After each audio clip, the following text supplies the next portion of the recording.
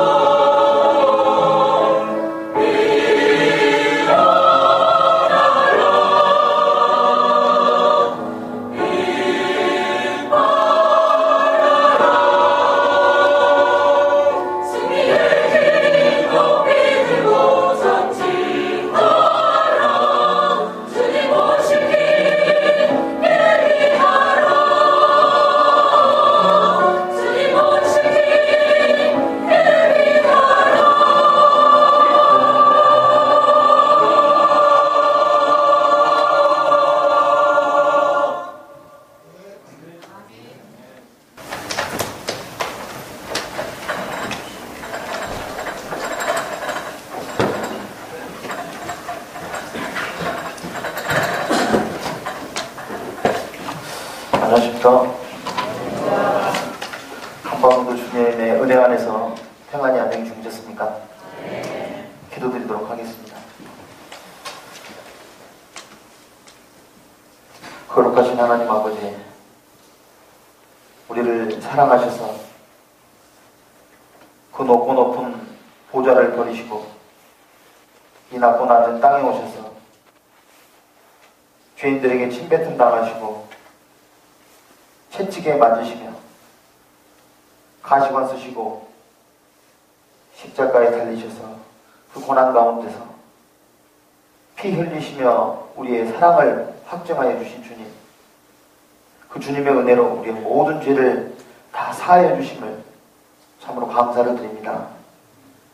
이 귀한 하나님의 은혜 가운데 흔들리지 않게 하시고 믿음으로 굳게 서서 더더욱 십자가를 바라보는 우리 성도들 될 수 있도록 인도하여 주시옵소서. 또한 좋은 날 주셔서 이렇게 겨울 수련회를 또 무사히 치를 수 있도록 인도하신 주님께 또한 감사를 드립니다. 이 수련회를 마치고 돌아가면 또 각 교회로 우리는 가게 됩니다.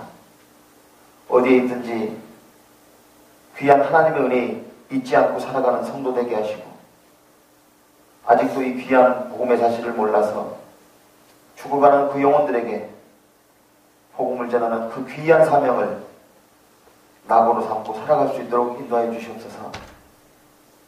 이 미련한 종을 또 이 단위에 세우셨습니다. 주님께서 필요한 말씀들로 채워주시고 온전히 주님 한 분으로 기뻐하고 찬양드리는 귀한 시간으로 인도하여 주시옵소서. 우리를 사랑하고 지켜주시며 우리의 모든 죄를 다 십자가의 그 보혈로 없이하여 주시는 고마우신 예수님의 이름 받들고 기도드리옵나이다. 네. 오늘 성경 말씀 골로새서 말씀을 찾겠습니다. 골로새서 1장 말씀입니다.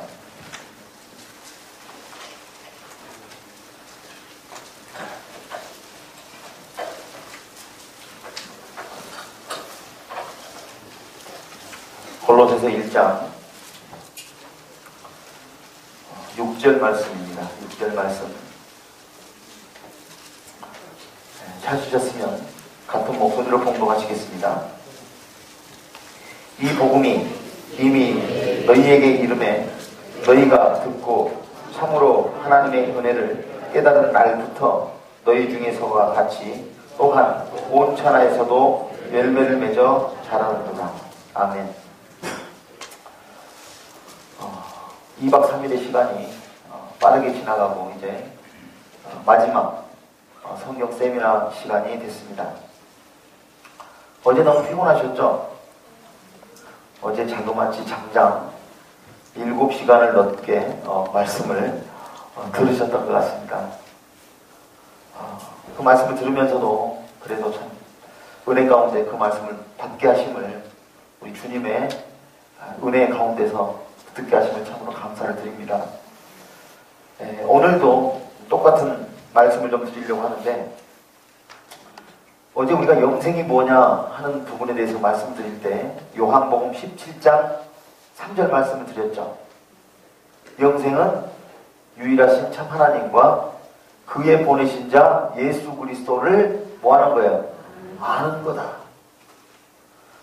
예수님께서 이 땅에 오셔서 우리 위해서 무엇을 해놓았는가 하는 것을 아는 것이 영생이다. 그런 말씀을 성경에서 찾아드렸습니다. 어떤 말씀과 같냐면, 제가 어제도 그런 비유를 잠깐 드렸죠. 태평양 바다에 어떤 사람이 그 물에 빠져서 허우적대고 있습니다. 그 사람이 죽을 확률이 얼마라고요? 170%. 네, 그렇습니다. 그 사람이 살아날 방법이 없어요. 그래서 그 사람은요, 절망 가운데 빠져서 온전히 죽을 수밖에 없는 상태. 그 상태가 바로 뭐냐면 죄인들이 죄 가운데 빠져있는 상태가 그렇습니다. 그 사람은요, 자기 힘으로 빠져나올 수 없는 상태, 절망 가운데 놓여져 있는 상태입니다. 그런데 갑자기 저 멀리서 배가 한 척이 지나갑니다. 자, 그러면 소망이 생겼죠. 나는 이 물에 빠져서 살아날 방법이 없는데 배가 한 척 보임으로 살아날 소망이 생겼습니다. 자, 내가 물에 빠졌다면 어떻게 외칠까요? 이 정도 외쳐가지고는 안 들릴 겁니다. 어떻게 외친다고요?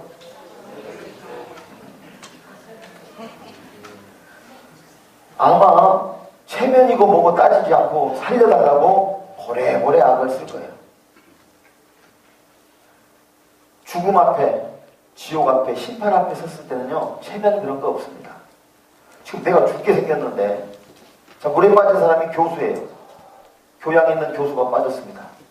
그러면 물속에 들어가서 물 몇 번 먹고 나와서 올라와서 배를 향해서 저 선생님 지나가시다가 시간 있으면 저 좀 구해주시겠습니까? 이렇게 얘기하겠어요? 교수고 체면이고 필요가 없죠. 뭐 하라고요? 나 좀 살려주세요. 나 좀 살려주세요. 소리 질러가지고 그 배가 듣고 저기 사람 빠졌다 하고 그 배가 오면 사는 것이고 지나가면요 죽는 겁니다. 그런데 다행히 저 좀 살려주세요 외쳤더니 그 배가 듣고 야 저기 사람 빠졌네 하고 그 배가 와서 밧줄을 던져준 거예요. 그래서 내가 밧줄을 붙잡고 살아난 것, 그것을 뭐라고 그런다고요? 구원이라고 얘기합니다. 구원이라는 건 뭐냐면 전적으로 나의 힘으로 아무것도 할 수 없는 상태에서 외부적인 힘에 의해서 내가 건진받는 것, 그것을 뭐라고 한다고요? 구원이라고 얘기합니다. 구원은요, 나의 노력이나 나의 어떤 공로가 단 1%도 들어가는 것이 없어요. 예수님의 피로 온전히 내가 구원받은 것이에요. 어제 우리 에베소서 배웠죠? 뭐라고 했습니까? 2장에 우리가 구원받은 것은 하나님의 선물이라 행위에서 나는 것이 아니니 이는 누구도 자랑치 못하게 하려 함이라. 그죠? 내가 구원받을 때 아무 공로 없이 예수님이 십자가에서 피 흘려주심으로 말미암아 아무 공로 없이 아무 한 것 없이 우리가 어떻게 됐어요? 의롭게 불려지게 된 거예요. 그러니까 하나님의 구원에는 내가 전혀 한 것이 없다는 얘기입니다. 그래서 그것을 뭐라고 한다고 그랬죠? 은혜다. 로마서 4장을 한번 찾겠습니다. 로마서 4장.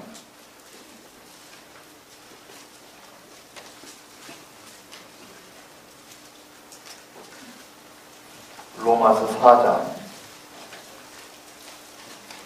4절입니다.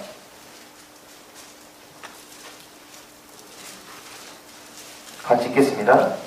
일하는 자에게는 그 싹을 은혜로 여기지 아니하고 빚으로 여기거니와 일을 아니할지라도 경건치 아니한 자를 의롭다 하시는 이를 믿는 자에게는 그 믿음을 의로 여기시나니 일하는 것이 없이 하나님께 의로 여기심을 받는 사람의 행복에 대하여 다윗이 말한 바 그 불법을 사하심을 받고 그 죄를 가리우심을 받는 자는 복이 있고 주께서 그 죄를 인정치 아니하실 사람은 복이 있도다 함과 같으니라.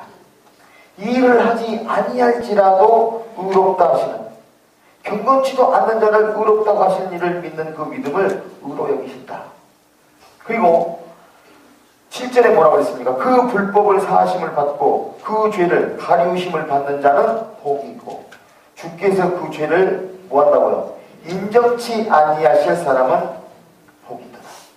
죄가 없다는 얘기가 아니죠. 로마서 바로 앞에 3장 10절에 의인은 없나니 하나도 없다. 율법의 행위로 그 앞에서 의롭다심을 얻을 육체는 단 하나도 없다. 그럼에도 불구하고 아무것도 한 것이 없는데 예수님의 보혈의 공로로 그 죄인이 의롭다라고 칭함을 받게 됐다는 거예요. 100% 바로 예수님의 피 때문에 그렇습니다. 그러니까 우리의 공로나 노력이 들어갔습니까? 안 들어갔습니까? 우리의 행위가 들어갔습니까? 안 들어갔습니까? 하나도 안 들어갔어요. 로마서 11장으로 가겠습니다. 뒤에 가면 11장 6절에 나옵니다. 11장 6절. 자, 6절 같이 읽겠습니다. 만일 은혜로 된 것이면 행위로 말미암지 않음이니 그렇지 않으면 은혜가 은혜되지 못하다. 은혜로 된다면 행위로 말미암지 않았다. 나의 행위는 1%도 거기에 가미되지 않았다는 거예요. 그래서 이걸 은혜라고 얘기합니다. 아무것도 한 것 없이 가만히 하나님 말씀 들어보니까 하나님께서 이 땅에 오셔서 십자가에 달리시고 피 흘리시고 모든 것 다 사해 놓으신 그 사실 때문에. 근데 이제 많은 분들이 무슨 생각을 하냐면 아까 요한복음 17장 3절에 보니까 유일하신 참 하나님과 그의 보내신 자 예수 그리스도를 뭐 하는 거예요? 아는 거. 아는 것과 믿는 것의 차이를 이제 혼돈하기 시작합니다. 아는 것은 지식이고 믿는 것은 뭔가 차원이 높고 그 다음에 깨닫는다는 것은 더 차원이 높고 이렇게 생각을 해요. 성경에서는 이 믿음에 대해서 적절하게 설명을 해놨는데 우리 민수기서 21장을 한번 보겠습니다. 민수기를 보면 창세기, 출애굽기, 레위기, 민수기 21장 있죠. 불뱀에게 물렸던 사건이 나옵니다. 이게 21장 5절입니다.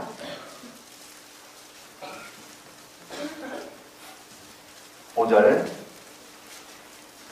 백성이 하나님과 모세를 향하여 원망하되 어찌하여 우리를 애굽에서 인도하여 올려서 이 광야에서 죽게 하는고 이곳에는 식물도 없고 물도 없도다.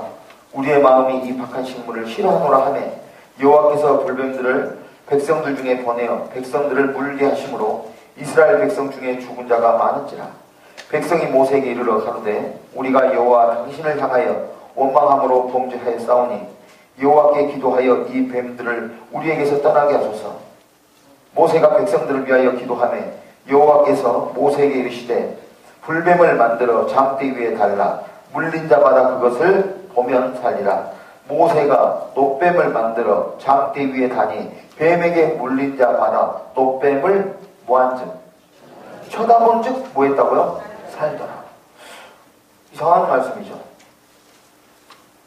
뱀에게 물리면 어떻게 해야 됩니까? 뱀에게 물리면 제가요 이거 진짜 인터넷에서 찾아봤어요. 뱀에게 물리면 어떻게 되는가? 병원에 뱀에게 물리고서 그냥 가면 안 됩니다. 반드시 그 뱀을 잡아가지고 가야 돼요. 어떤 뱀에게 물린지 어떻게 압니까? 무슨 독인지 어떻게 알아요? 그죠? 근데 실질적으로 이게 참 어려운 얘기죠. 뱀한테 물렸는데 어떻게 그 뱀 잡아가지고 갑니까? 근데 여기는 더 신기한 얘기를 하고 있어요. 뱀에게 물려서 죽게 됐는데 하나님 앞에 모세에게 가서 우리 하나님한테 잘못했습니다. 이 뱀을 우리에게서 물러나게 해주세요. 그랬더니 이 모세가 기도했더니 하나님께서 뭐라고 얘기했습니까? 놋뱀을 만들어가지고 그것을 장대에다 이렇게 딱 달아라. 그 다음에요. 쳐다보면 어떤다고요? 말도 안 되죠. 뱀에게 물렸으면 뭐 해독제를 쓰든지 병원에 가서 치료를 하든지 해야 되는데 쳐다보는 거예요. 모든 성경은 예수님께서 그러셨죠. 이 성경이 곧 내게 대하여 증거하는 것이로다. 이 사건도 예수님을 지금 설명하고 있는 장입니다. 요한복음 3장에 한번 가보겠습니다. 요한복음 3장 가면 이 말씀이 바로 예수님을 두고 하신 말씀이었다라고 나오죠. 니고데모와의 그 대화 속에. 요한복음 3장입니다. 요한복음 3장 14절입니다. 같이 읽겠습니다. 모세가 광야에서 뱀을 든 것 같이 인자도 들려야 하리니 이는 저를 믿는 자마다 영생을 얻게 하려 하시니라. 자, 모세가 광야에서 뱀을 든 것 같이 인자도 들려야 하리니. 그러니까 모세가 광야에서 놋뱀을 들어가지고 쳐다보면 살더라 했던 것이 지금 누굴 얘기한다고요? 예수님이 십자가에 달리는 사건처럼 예수님이 십자가에 달리면 그럼 좀 이상하죠 얘기가? 그러면 놋뱀을 장대에 달았으니까 예수님이 놋뱀이라는 뜻인가요? 그건 아니겠죠. 무슨 말씀을 하고 계시냐면 이스라엘 백성들이 뱀에게 물려서 다 죽게 된 거예요. 무슨 말씀이냐면 성경에 뱀이 제일 먼저 어디에 나옵니까? 창세기에 에덴 동산에서 우리의 조상 아담에게 범죄케 함으로 모든 사람들이 다 죄인 되어버렸죠. 그걸 뱀에다 지금 설명한 거야. 뱀에게 물려서 독이 퍼져서 죽는 것처럼 우리는 뱀에게 죄에 물려서 다 죽게 된 인생이라는 얘기입니다. 다 죽게 됐어요. 그런데 장대에다가 노뱀을 딱 달아가지고 올렸다는 거예요. 그러니까 그걸 쳐다본 사람들은 다 살았다는 거예요. 무슨 말씀이냐면 예수님이 모든 사람이 뱀에게 물려서 죽은 것 같은 그런 상황이 됐는데 예수님이 우리의 죄를 위해서 십자가에 죽어주심으로 말미암아 이 십자가를 딱 쳐다보면 우리를 물었던 뱀이 더 이상 어때요? 우리를 죄로 물지 못하는 것이 보일 거란 얘기죠. 창세기 3장 15절에 여자의 후손이 오면 뱀의 머리를 뭐 할 것이다? 상할 것이요. 뱀의 머리를 깨버릴 것이다 그 말이에요. 뱀이 무는 그 독이 어디가 있어요? 머리에 있어요. 머리가 깨져버렸으니 물 수 있어요? 없어요? 지금 그 말씀을 하고 있는 겁니다. 뭐냐면 십자가에서 예수님이 모든 죄를 다 없이 하셨기 때문에 더 이상 뱀은 우리에게, 사단은 우리에게 죄 있다라고 얘기할 수 있다고 보다 없어요. 그래서 뱀은 뱀인데 무슨 뱀? 노뱀이다. 노뱀이 무는 거 봤습니까? 예수님의 십자가를 바라보면 아, 내 죄가 끝났구나 하는 것이 보인다는 거예요. 그 말씀을 성경에서 모세가 광야에서 뱀을 든 것 같이 인자도 들려야 하리니. 그 다음에 뭐라고 그랬습니까? 이는 저를 믿는 자마다 영생을 얻게 하려 합니다. 믿는 것이 곧 쳐다보는 것이에요. 십자가에서 아 그렇구나, 내 죄가 십자가에서 다 없어져 버렸구나 하고 쳐다보는 게 믿음이라고요. 어려운 게 아닙니다. 그래서 요한복음 17장 3절에 유일하신 참 하나님과 그의 원하신 자 예수 그리스도를 아는 것이라고 했던 거예요. 예수님이 무슨 일 했다고요? 내 죄를 위해서 십자가에 돌아가시고 내 죄가 다 끝나버렸다는 거예요. 그거 아는 겁니다. 그게 쳐다보는 것이고 그게 믿는 것이다라고 성경에서 말씀을 하고 계십니다. 그리고 하나님이 성경에 보면 많이 나옵니다. 로마서 9장 16절에도 보면 긍휼의 하나님, 하나님은 긍휼하시다고 얘기합니다. 긍휼이라는 뜻 잘 모르잖아요.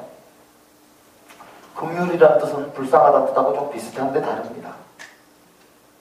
불쌍이라는 것은 날씨 춥죠. 이제 초등학교도 들어가지 않은 어린아이가 저 길거리에서 엄마를 잃고 추워서 발발발발 이렇게 떨고 있어요. 그러면 그 아이를 보면 어때요? 마음이 짠하죠. 마음이 짠한 상태, 그게 불쌍해요. 어우 불쌍하다. 저 아이가 너무 불쌍하네. 또 어떤 아저씨가 길거리에 앉아서 추운데 노숙하고 앉았어요. 술 한잔 먹고 노숙하고 앉았어요. 그럼 보면 무슨 생각 들어요? 아 불쌍하다. 그게 불쌍해요. 긍휼은 뭐냐? 그 밖에서 발발 떨고 있는 그 아이가 내 아들이었을 때 느끼는 감정이에요. 틀리죠? 내 아이가 추운 데서 이렇게 발발발 떨고 있는 거예요. 지나칠 수 있습니까? 아까 술 먹고 그 추운 곳에 누워있는 그 아저씨가 우리 아버지예요. 그러면 불쌍합니까? 긍휼합니까? 긍휼이란 말은 바로 그겁니다. 너무나 애가 타는 거예요. 하나님께서는요, 우리가 죄를 짓고 지옥 가는 것을 두고 볼 수가 없었던 거예요. 내 자식이 지옥 가게 생겼거든요. 그래서 하나님의 마음이 어때요? 그 긍휼, 그 사랑이 두고 볼 수 없었던 거예요. 그래서 하나님께서 인간의 몸을 입고 이 땅에 오시게 된 겁니다. 하나님의 사랑이 오시게 만든 거예요. 우리가 오시라고 한 게 아니라 그걸 두고 볼 수 없는 그 마음이 바로 긍휼이었습니다. 예전에 그런 얘기가 있습니다. 어떤 여고생에게 어머니가 한 분 계셨는데 어머님의 얼굴이 화상을 입어서 완전히 그냥 쳐다보면 밥맛이 뚝 떨어질 얼굴이었어요. 그래서 항상 얼굴을 가리고 다니는데 그 얼굴을 봤던 사람들이 그 어머니의 별명을 괴물이라고 붙여줬습니다. 그 여고생이 얼마나 민감할 때입니까? 혹시 우리 어머니가 저렇게 괴물처럼 생겼는데 내가 그 사람의 딸이라는 것이 알려질까 봐서 어머니한테 얘기했죠. 어머니, 절대 저희 학교 오지 마세요.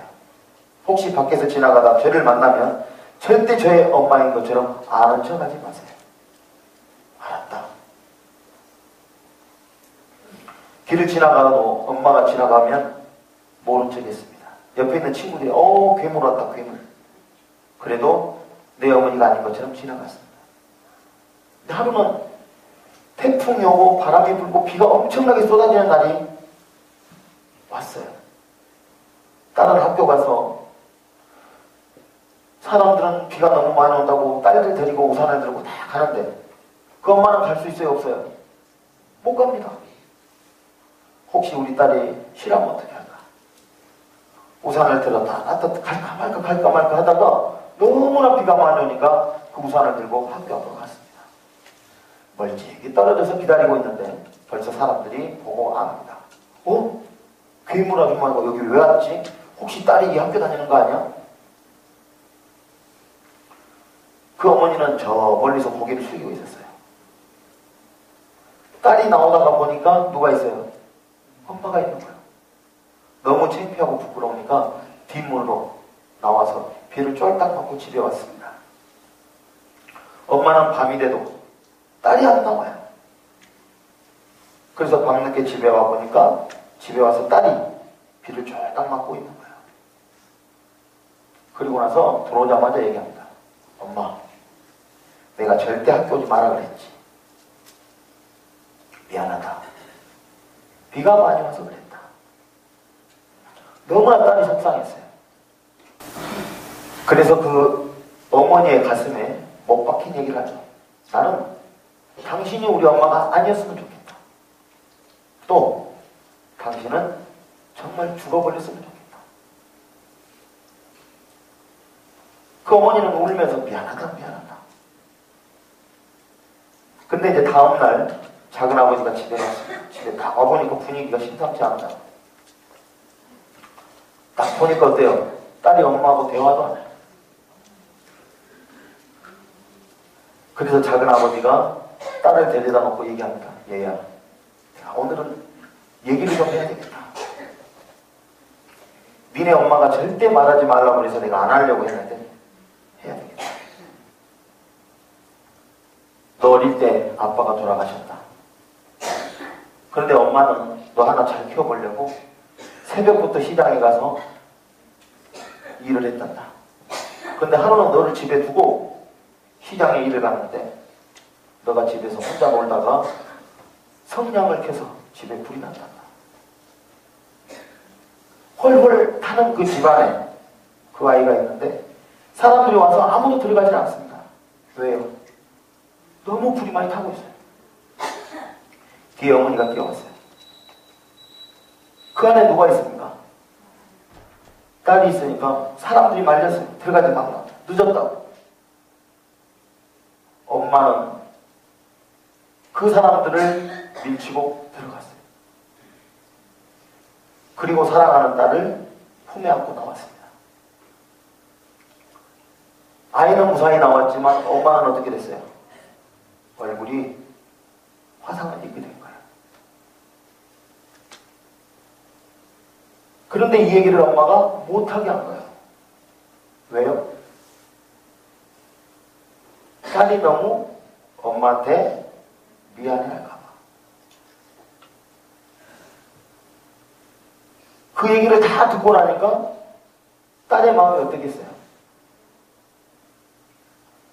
학교에서 이제 세상에서 가장 아름다운 것을 그려오라고 했더니 그 여학생이 엄마 얼굴을 그려갔답니다.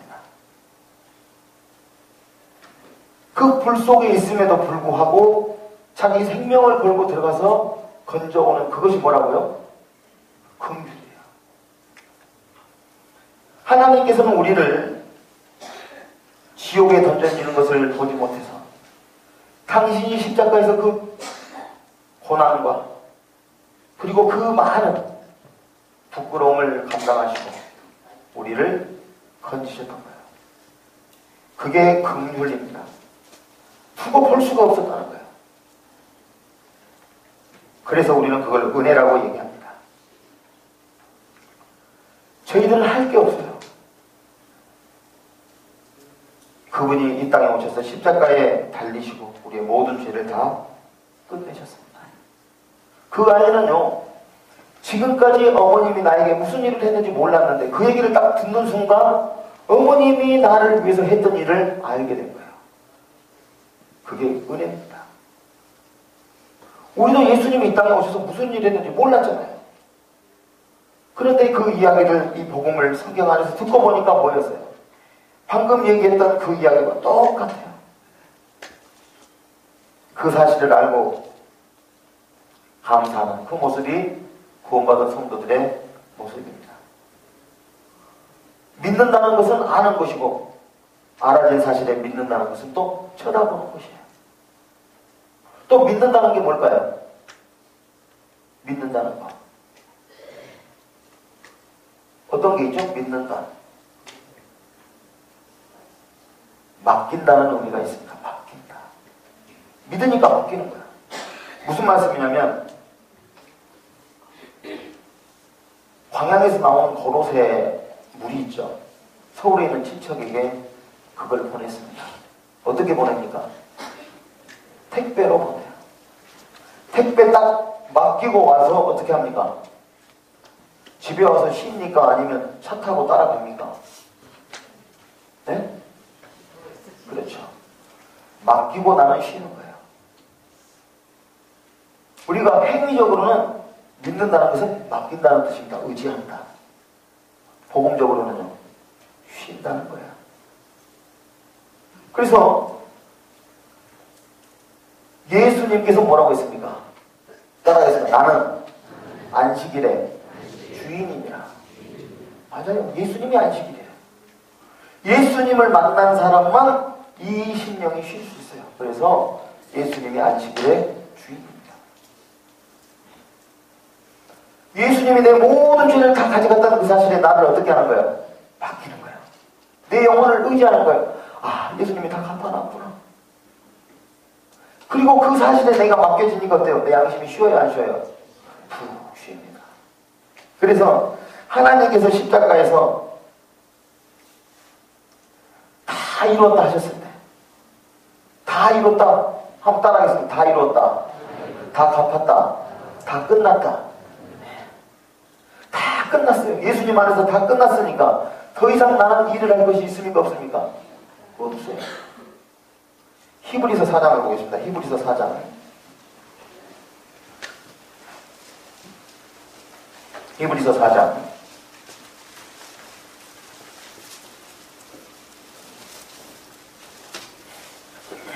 히브리서 4장 10절입니다.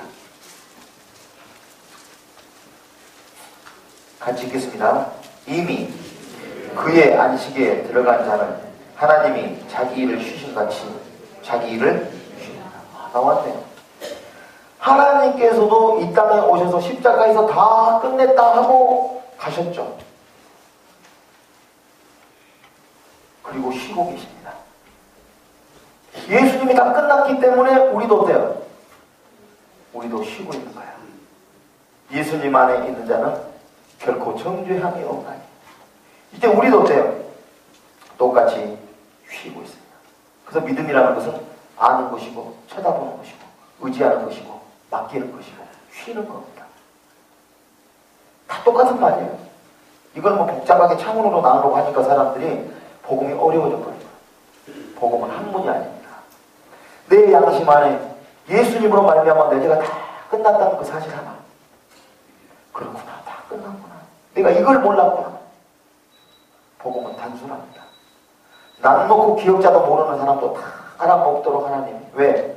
하나님께서는 모든 사람이 다 구원받기를 원하시기 때문에 복음을 너무도 쉽게 만들었고 우리가 아무것도 하지 않고 선물을 공짜로 받아가도록 만들어 놓으신 거예요.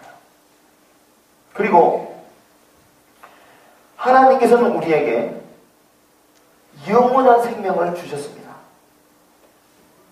요한복음 17장 3절 아까 드린 말씀처럼 유일하신 참 하나님과 그의 보내신 자 예수 그리스도를 아는 것이 뭐라고요? 영생이다. 근데 어떤 분이 영생 뜻을 잘 모르시더라고요. 영생이 뭐예요? 따라하겠습니다. 영원한 생명. 네. 자, 영원하다는 것이 뭡니까? 끝이 없다는 얘기죠. 그렇죠. 제한이 없다는 얘기죠. 내가 받은 생명이 무슨 생명이라고요? 영원한 생명. 그러니까 어떤 외부적인 요인이 와도 변함이 없다는 얘기죠. 자, 예를 들어서 내가 구원받고 나서 좀 잘못 살게 되면 구원을 취소합니까? 안 합니까? 만약 취소가 된다면 영생이라는 단어를 쓸 수가 없다는 거예요. 영생은요, 외부적인 요인에 의해서 움직이지 않는다는 뜻입니다. 시간과 공간을 초월한 개념이에요. 영원한 생명을 우리에게 주신다. 자, 요한일서 5장을 보겠습니다. 요한일서 5장. 요한일서 5장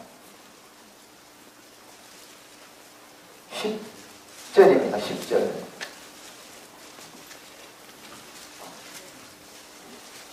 요한일서 5장 10절.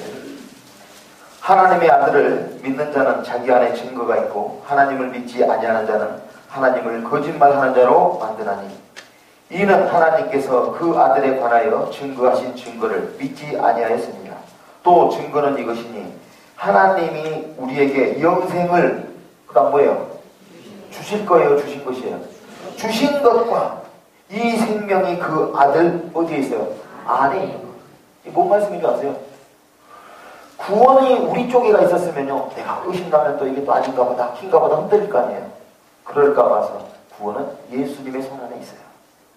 예수님이 우리를 위해서 십자가에 돌아가셔 주신 그 사실은 결코 변할 수 없는 일이라는 거예요. 예수님이 십자가에 돌아가시고 피 흘려 주심으로 우리가 구원을 받았기 때문에 우리 구원은 안전한 겁니다. 왜? 그 구원이 나로 인해서 좌지우지 안 된다는 거예요. 그래서 우리에게 영생을 주신 것, 그렇게 나온 겁니다. 빼앗길 수 있다는 얘기입니까? 없다는 얘기입니까? 없다는 얘기예요. 처음에 제가 말씀드렸잖아요. 오직 예수의 피로 말미암아 구원받은 것이기 때문에 우리의 공로는 눈꼽만큼도 들어간 것이 없다. 저는요, 이 성경을 통해서 이 복음의 말씀을 들었던 것이 너무나 확실하다는 것을 제가 입증할 수 있습니다. 성경 안에서 다른 복음은 없거든요. 이 복음 말고는 없어요. 갈라디아서 1장을 한번 보겠습니다. 갈라디아서 1장. 갈라디아서 1장 4절입니다.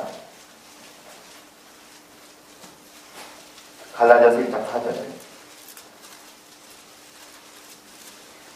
그리스도께서 하나님 곧 우리 아버지의 뜻을 따라 이 약한 세대에서 우리를 건지시려고 우리 죄를 위하여 누구 몸요? 자기 몸을 들이셨으니 영광이 저에게 세세토록 있을지어다. 아멘. 우리를 건지시려고, 나를 건지시려고 내 죄 때문에 누구 몸 들였다고요? 자기 몸을 들였대요. 그리고 나서 그 다음 구절을 보겠습니다. 6절. 그리스도의 은혜로 너희를 부르신 이를 이같이 속히 떠나 다른 복음 쫓는 것을 내가 이상히 여기노라. 다른 복음은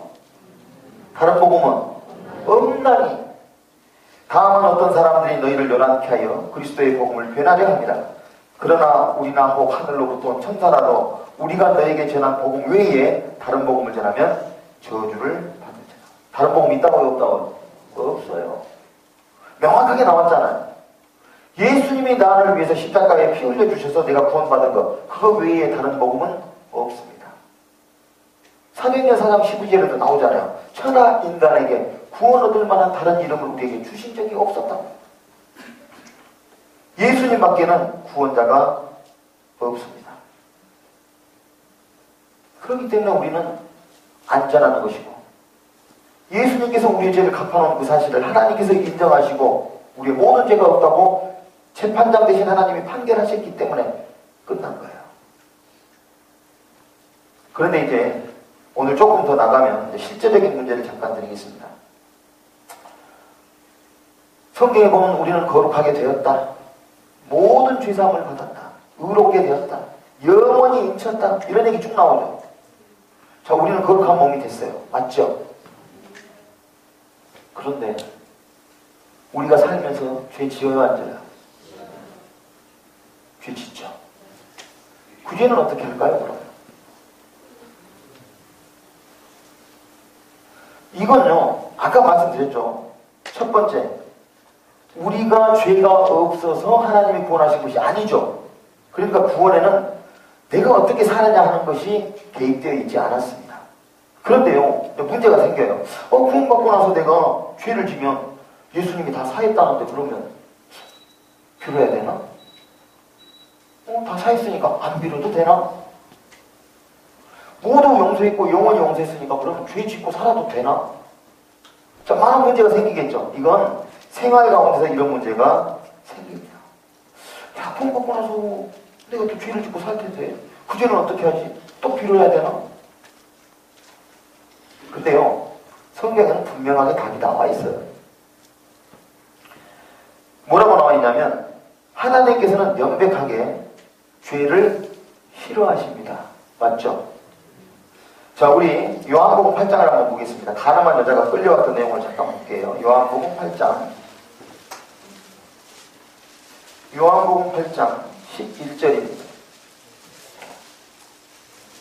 3절부터 제가 한번 읽어볼게요.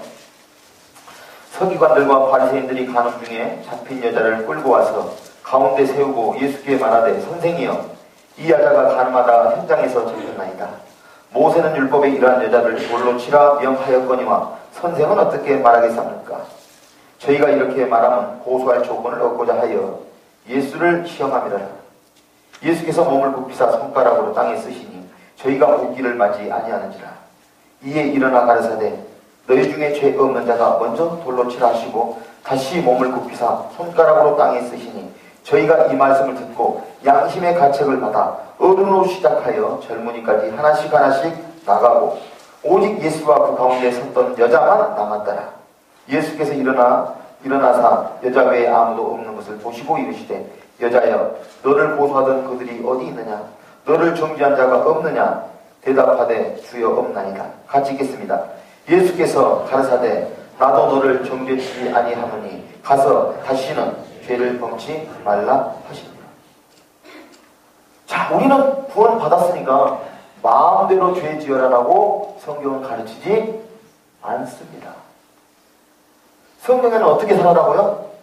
죄를 범치 말아라. 그러면 우리가 죄를 범치 않을 수 있는 사람들입니까? 아니죠.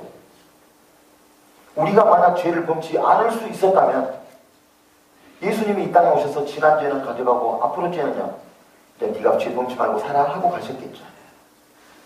그런데 우리는 육체가 있습니다. 옛 성품이 아직 남아있어요. 그래서요, 탄식하면서 나온 얘기가 뭡니까? 오호라 나는 혼관 사람이다. 그래서 우리가 부활하기를 기다리는 거예요.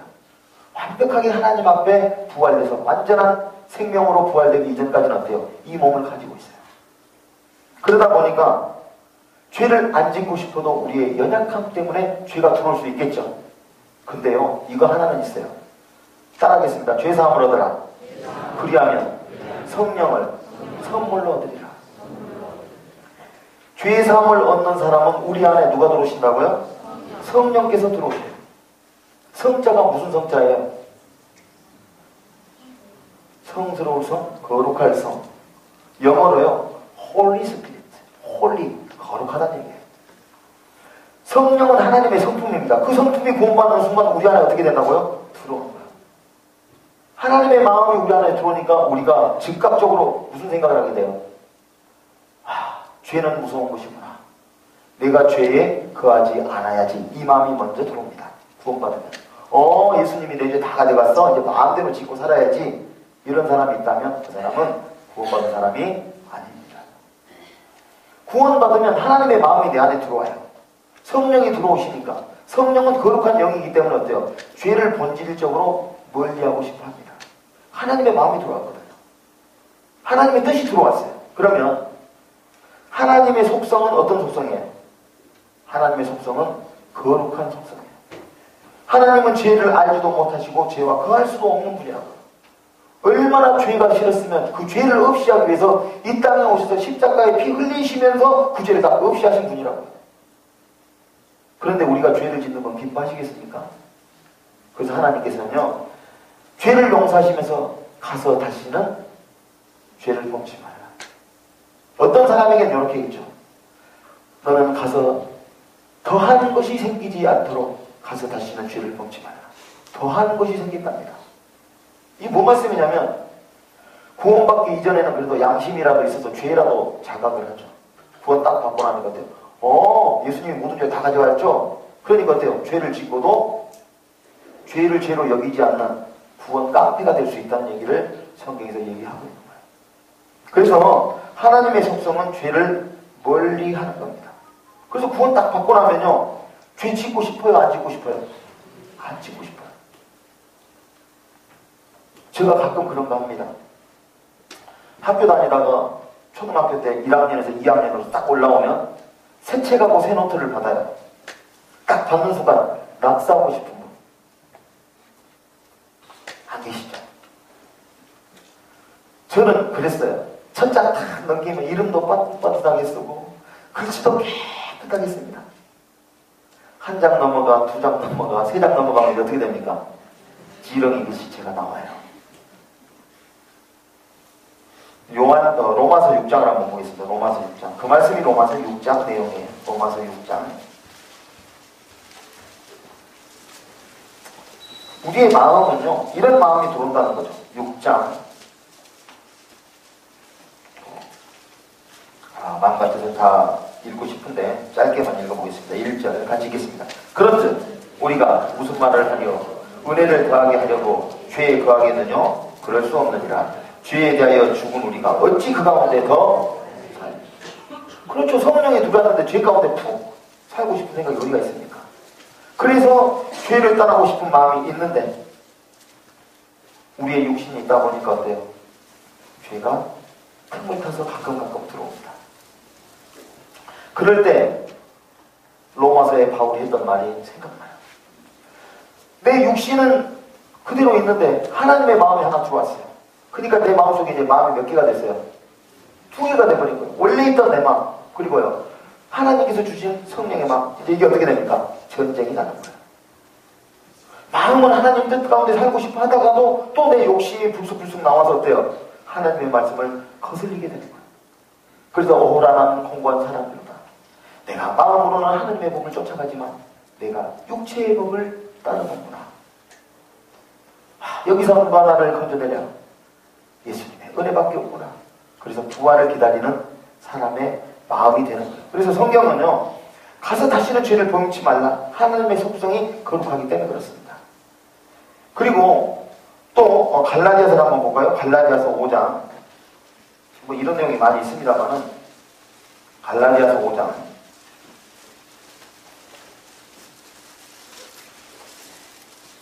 13절입니다.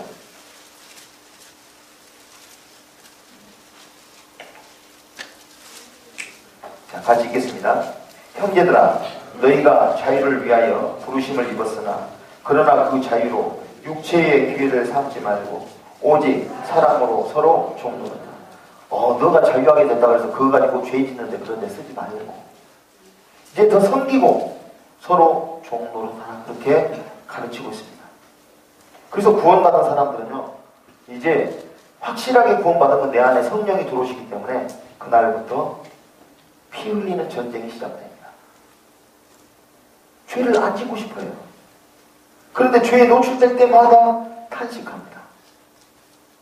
그런데 성경에는 뭐라고 얘기하냐면 너희가 피 흘리기까지 죄하고 대항을 해라. 많은 사람들이 어떤 경우가 있냐면요, 성경에서는 죄를 짓지 말라, 그리고 죄를 대항하고 살아라 이렇게 나오는데 미리 칼, 총 다 내리고 항복해버린 사람이 있어요. 아이고 죄 안 짓고 살 수 있나? 다 죄 짓고 사는 거지 하고 죄를 즐겨버린 사람들이 있어요. 이것은 성경의 가르침이 전혀 아닙니다. 그래서 죄를 대항하고 싸우지 않는 것을 성경에서는 질책했죠. 히브리서 12장도 보겠습니다. 히브리서 12장. 히브리서 12장.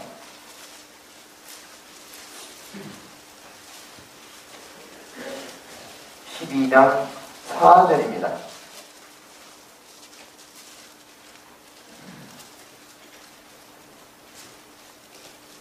같이 읽겠습니다. 너희가 죄와 싸우되 아직 피 흘리기까지는 대항치 아니하고. 자, 여기에 보면요, 너희가 죄하고 싸울 때 피 흘리기까지 싸워야 되는데 그렇게 싸우지 않는다는 거예요. 하나님이 죄를 얼마나 싫어하는지 아시잖아요. 죄는 하나님의 목숨까지도 흘릴 만큼 잔인한 겁니다. 그런데 이제 문제는 뭐냐면 성경 말씀에서 죄를 짓지 않기를 원하는데 우리의 육신은 때로는 연약하고 때로는 사단의 꼬임에 빠져서 때로는 육체의 기회 때문에 내 욕심 때문에 죄 가운데 살게 될 때가 있어요. 그렇게 되면 우리가 어떻게 할 것이냐? 어떻게 할 겁니까?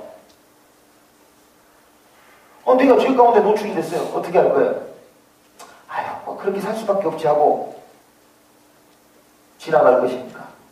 그렇다고 아니면 다시 하나님 앞에 가서 하나님 죄송합니다. 이제 용서해달라고 빌 것입니까? 성경에 우리가 기본에 충실해야 돼요. 따라하겠습니다. 피 흘림이 없은즉 사함이 없느니라. 이게 성경의 핵심이에요. 우리가 하나님 앞에 빈다고 용서돼요? 자백한다고 용서돼요? 죄 용서는 뭘로 됩니까? 예수님의 피밖에 없는 거예요. 그러면 우리가 죄를 지어도 어때요? 그 죄를 다시 가서 또 용서해달라고 하면 예수님이 우리를 위해서 영원한 속죄를 해놓은 그 귀한 은혜가 무너지는 거예요. 그러면 어떻게 할 겁니까? 잘 들으세요. 죄를 지으면 그 죄를 당연시 여기면 안 됩니다. 죄를 지으면 그 죄를 어떻게 합니까? 하나님 앞에 그대로 가지고 나가야 돼요. 우리 하나님 앞에 기도합니다. 하나님, 내가 오늘 하나님 앞에 이러이러한 잘못을 범했습니다. 그럼에도 불구하고 이 연약한 나를 십자가로 피 흘려주셔서 영원히 온전케 하심을 감사드립니다. 내일 또 제가 실패하고 넘어질 수 있습니다. 저를 붙잡아 주십시오. 그리고 내 모든 생애를 주님께서 인도해 주십시오. 이게 정답인 거예요. 우리가 실수하고 넘어질 때 그것을 그대로 하나님 앞에 가지고 나가서요. 하나님 앞에 그대로 고하면서 하나님이 원하는 길에서 우리가 빗갔을 때는요. 그 길에서 돌이켜서 하나님을 향해서 다시 가는 것을 회개라고 얘기합니다. 예전에 어떤 아들이 있었는데 그 아들이 학교에 가가지고 지금은 그런 게 없을 거예요. 납부금을 내요. 학교 납부금 아시죠? 납부금을 내려고 가져왔는데 점심시간에 누가 집어가 버렸어요. 납부금을 낼 수 있어요? 없어요? 없어요.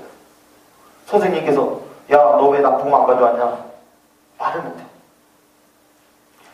집에 가서 아버지한테 말씀드리자니 아버지가 뭐라 그럴 것 같아요? 너는 어떻게 그런 것도 간수 못 해가지고 혼날 것 같아. 집에서도 말 못하고 학교에서도 말 못하고 한 달 동안 말을 안 했습니다. 그러니까 애가 일단 그것 때문에 걱정이 돼서 얼굴이 반쪽이 됐어요. 선생님이 너 왜 납부금 안 가져왔니? 니네 아버지도 참 한심하다. 어떻게 자녀 교육에 이렇게 신경을 안 쓸 수가 있어? 말도 못하고. 근데요, 선생님이 이제 태우 총처합니다. 너 내일까지 납부금 안 가져오면 또 퇴학이야. 이제 방법 없죠. 어떻게 하면 돼요? 아버지한테 갔어요. 이걸 어떻게 말씀드리나 도저히 입이 안 떨어져요. 그러다가 용기를 내서 얘기합니다. 근데 아버지도 보니까 애가 좀 이상해. 한 달 내내 애가 고민하고 있고 걱정하고 있고. 근데 거기다 이제 어렵게 말씀을 꺼냅니다. 아버지, 사실은 제가 납부금을 안 내서 도둑을 맞아가지고 잃어버렸습니다. 그래서 아버지한테 혼날까봐 얘기도 못하고 한 달 동안 이렇게 고민을 했습니다. 아빠가 뭐라 그러겠어요?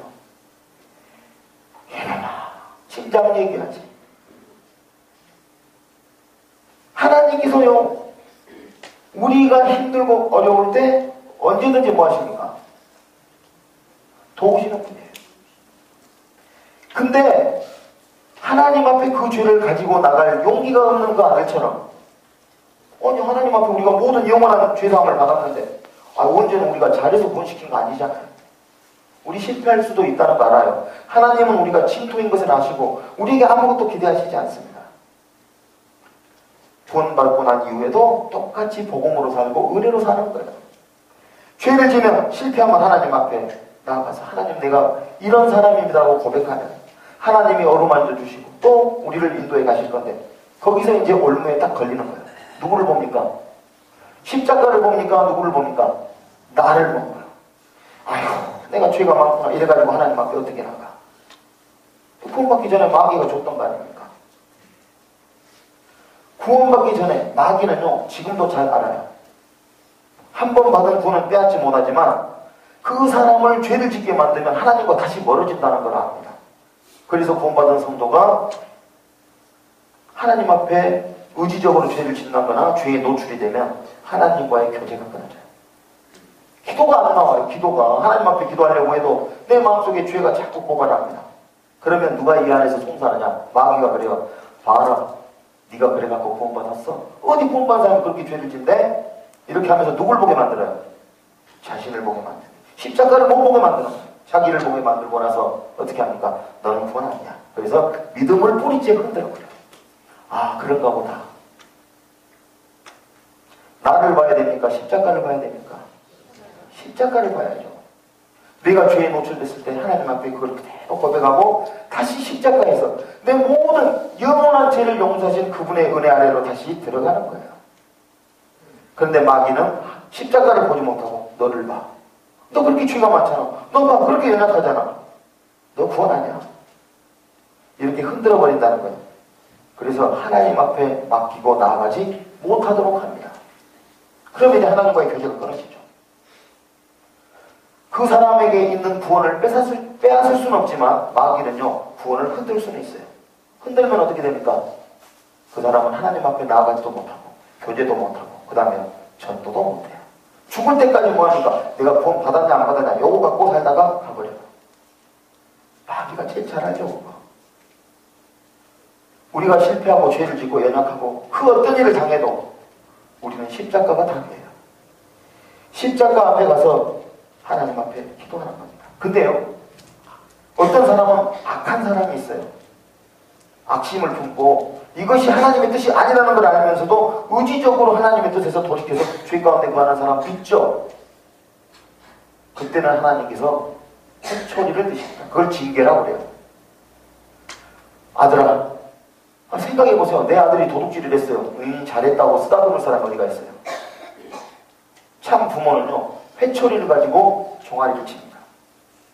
죽어라고 칩니까? 돌이키라고 칩니까? 돌이키라고 쳐요. 그 회초리를 만든 그 아들이 어떻게 합니까? 아버지 울면서 잘못했어요 하고 돌아오면 다시 안아주셔요. 그래도 회초리를 때려도 안 돌아오면 이제 어떻게 합니까? 최후의 징계가 뭔지 아세요? 너는 그냥 더 이상 이 세상에 있어봐야 하나님께 덕도 안 되고 욕만 먹었다 가자 데리고 가봐. 성경에는 그 징계도 말씀하고 계십니다. 오늘 시간상 그 말씀을 다 못 드리겠지만 구원받고 난 이후에 우리가 죄 가운데 노출될 때도 우리는 주님의 은혜밖에는 바라보는 게 없습니다. 또 우리가 죄를 질 때 하나님의 속성은 알잖아요. 하나님의 속성이 뭐라고요? 거룩이에요. 하나님이 거룩하니 너희도 거룩하라. 성경은 그렇게 가르쳐요. 마음대로 죄에 노출되고 살면서도 배짱 높게 뻔뻔하게 가는 그것이 구원 아닙니다. 우리가 잘못되고 실패할 때 하나님 앞에 돌이키고 언제든지 우리는 돌아가는 사람들입니다. 그게 회개하는 사람이고 구원받은 사람입니다. 근데 이제 어떤 분들이 뭔 얘기를 하냐면 성경에 보니까 죄가 없다고 그러면 안 된다던데요 하는 말씀이 요한일서예요. 한번 찾아볼게요. 요한일서를 하나 더 보겠습니다. 요한일서 1장입니다.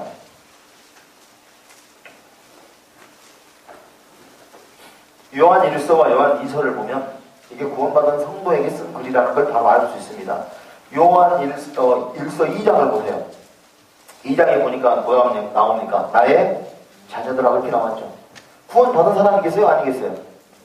구원 안 받은 사람한테 뭐 자녀라고 되겠습니까? 그러니까 구원받은 사람인데 1장을 쓴 이유는 1장 3절에 나와 있죠. 뭐라고 나왔죠? 우리가 보고 들은 바를 너희에게도 전함은 너희로 우리와 뭐 하려고요? 사귐이 있게 하려. 이건 뭐냐면 하나님과 우리 가운데 사귐에 관한 이야기를 썼다는 거예요. 그래서 구원받고 나서 어두운 가운데를 행하면 그러면서도 내가 뭐 하나님 자녀입니다 이렇게 얘기하면 하나님하고 우리하고 교제가 없다는 내용이에요. 여기에 5절입니다. 5절 요한일서 1장 5절 우리가 저에게서 듣고 너에게 전하는 소식이 이것이 곧 하나님은 빛이시라 그에게는 어둠이 조금도 없으시니라. 만일 우리가 하나님과 사귐이 있다 하고 어두운 가운데 행하면 뭐라고요? 그 거짓말이라고 말해요. 구원 받았습니다, 하나님 앞에 은혜 받았습니다 하면서도 행동은 어떻게 해요? 죄 가운데 푹 빠져 살면 거짓말하고 있다는 얘기예요. 그 다음에요, 계속 읽어보겠습니다. 진리를 행치 아니함이거든요. 그건 진리가 아니라는 거예요. 거짓말이고 진리가 아니라는 겁니다. 그 다음에요, 저가 빛 가운데 계신 것 같이 우리도 빛 가운데 행하면 우리가 서로 뭐가 있어요? 사귐이 있어요. 그래서 빛 가운데, 말씀 가운데 행하는 그것이 교제고 사귐입니다. 그리고 그 다음을 이제 보겠습니다. 그의 아들 예수의 피가 우리의 모든 죄에서 깨끗하게 하실 것이요. 그러니까 우리가 빛 가운데 행하면 그때그때 죄를 깨끗하게 해주신다는 말인가? 이렇게 생각할 수 있는 구절이죠. 근데 아까 말씀드렸죠. 성경은 기본에 충실하라. 예수님께서는 단번에 영원한 속죄를 이뤘다고 하셨습니다. 그런데 여기에 깨끗해 하실 것이요 그러면 뭐예요? 그럼 다 용서된 거예요, 아니에요? 그러면 두 말씀이 부딪힌단 말이에요. 여기 있는 말씀은 뭐냐? 너희가 빛 가운데 거해야지 하나님과의 사귐이 있고 그 가운데서 우리가 하나님의 깨끗한 은혜 가운데 거할 수 있다는 뜻이에요. 그런데 어둠에 있다면, 자 여기 보면요, 8절을 보면 좀 뜻이 정확합니다. 만일 우리가 죄 없다 하면 스스로 속이고 또 진리가 우리 속에 있지 않을 것이오. 자 여기 봅시다. 48절. 만일 우리가 죄 없다 하면 스스로 속이고 또 진리가 우리 속에 있지 않을 것이오. 죄 없다 그러면 안 된다는 얘기네? 그럼 죄 있다는 얘기예요? 이거 뭔 말이에요 이게? 죄 있다 그래야 돼요? 없다 그래야 돼요? 그러면 구원 받아도 죄 있다 그래야 되나 보다, 이런 말씀이 아니에요. 제가 한번 계속 읽어볼게요. 스스로 속이고 진리가 우리 속에 있지 않을 것이요. 만일 우리가 우리 죄를 자백하면 저는 미쁘시고 의로우사 우리의 죄를 사하시며 모든 불의에서 우리를 깨끗게 하실 것이요. 만일 우리가, 그 다음 뭐라고 나옵니까? 범죄하지 아니었다 하면 하나님을 거짓말하는 자로 만드는 것이니. 뭔 말씀이냐면 8절 내용. 만일 우리가 죄 없다 하면 스스로 뭐하는 것이라고요? 속인 것이다. 무슨 말씀이에요? 하나님께서 지금 너에게 이것은 죄라고 말씀을 했는데 죄를 죄로 여기지 않고 제가 무슨 죄를 졌어요? 이렇게 얘기한다면 그것은 속이고, 그 다음 뭐라 했어요? 진리가 그 속에 없다는 증거라는 얘기입니다. 구원받은 사람은 하나님이 죄를 가르쳐 주실 때 즉각적으로 하나님 앞에 고백합니다. 근데 구원받지 않은 사람은 뭐라고 얘기해요? 창세기 4장에 나오죠. 가인이 아벨을 돌로 쳐 죽여놓고 해서 네 아우가 어디 있느냐? 그랬더니 뭐라고 얘기했어요? 내가 뭐 아우 지키는 사람입니까? 지가 죽여놓고. 그러니까 진리가 없다고 말해요. 그리고 하나님이 지금 그 말씀을 물어봤다고 지금 아니 내가 그걸 어떻게 알아요? 하나님 괜히 생사람 잡아요. 거짓말하지 마세요. 이렇게 만드는 거란 얘기예요. 지금 여기서 하고 있는 것이 뭐냐면, 만일 우리가 죄를 짓고도 죄가 없다고 해버린다면 그 사람들은 속여서 그렇게 한다면 그 사람은 진리가 없다는 것이다. 반대로 만일 우리가 우리 죄를 자백하면, 그 죄를 자백을 하면, 맞습니다, 나는 이런 죄를 또 지었네요 하고 자백하면 저는 미쁘고 의로우사 우리 죄를 사하시며, 자백하면 죄를 사해준다는 얘기구나, 그런 뜻이 아니라고 그랬죠. 예수님의 피로 죄가 없어지지 자백한다고 죄가 없어집니까? 그러니까 성경은 기본에 충실해야 돼요. 우리의 영원한 속죄는 예수님의 피밖에 없어요. 나의 죄를 씻기는 뭐밖에 없어요? 예수님의 피밖에 없어요. 자백한다고 죄가 용서된답니까? 그런 뜻이 아니죠. 이게 뭡니까? 내가 자백하면 다시 우리의 은혜가 회복된다는 얘기예요. 예수님의 은혜가 다시 회복돼서 깨끗하게 된다. 그래서 10절에 보면요, 만일 우리가 범죄하지 아니하였다 하면 하나님을 거짓말하는 자로 만드는 것이니 또한 그의 말씀이 우리 속에 있지 아니하니라. 그렇죠. 그래서 구원받는 사람들은 자기 죄가 들어올 때 하나님 앞에 자백하고 돌아서서 다시 사귐이 있게 된다. 그 내용이 1장 내용입니다. 2장 내용은 뭡니까? 이제 바로 나와요. 2장 설명할 것도 없어요. 2장 1절.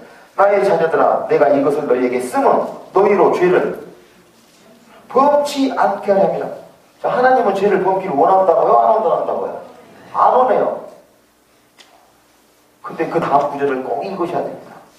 나의 자녀들아, 내가 이것을 너희에게 쓰면 너희로 죄를 범치 않게 하려 합니다. 만일 누가 죄를 범하면, 무슨 얘기예요? 방금까지는 죄 범치 않게 한다고 했는데 그래서 우리 구원받은 성도는 죄 가운데 죄를 범하지 않으려고 피 흘리기까지 싸우는 사람들이에요.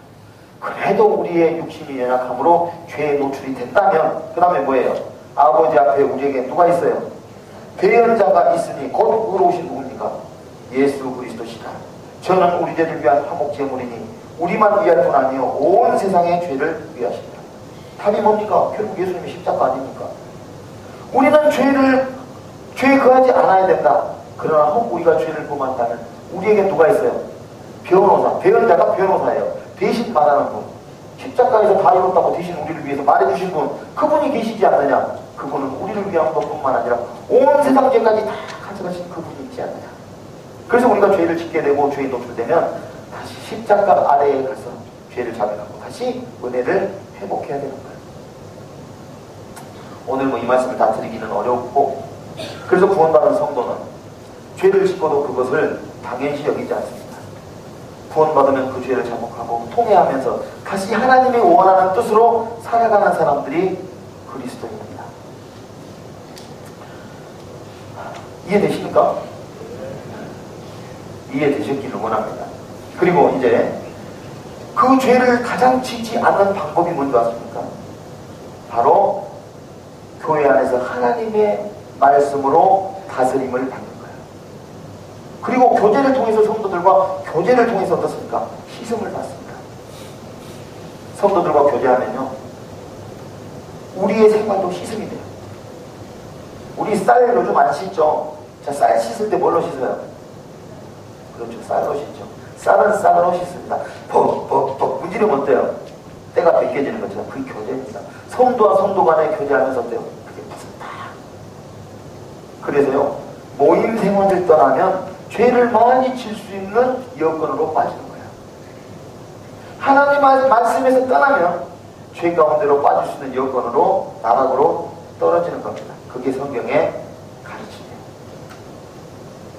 그래서 우리는 모이기를 힘쓰고 또 하나님의 말씀으로 다스림을 받고 그리고 교제를 통해서 우리는 서로 자백함으로 씻는 겁니다.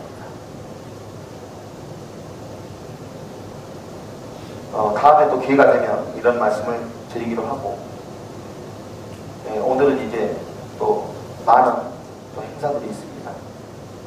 또 임명식이 있기 때문에 오늘 말씀을 여기서 마치겠습니다. 다음에 우리가 구원받고 나서 어떻게 살아야 하는 부분을 좀 장시간 시간을 가지고 또 다시 한번 말씀을 드리도록 하겠습니다. 자, 기도하겠습니다.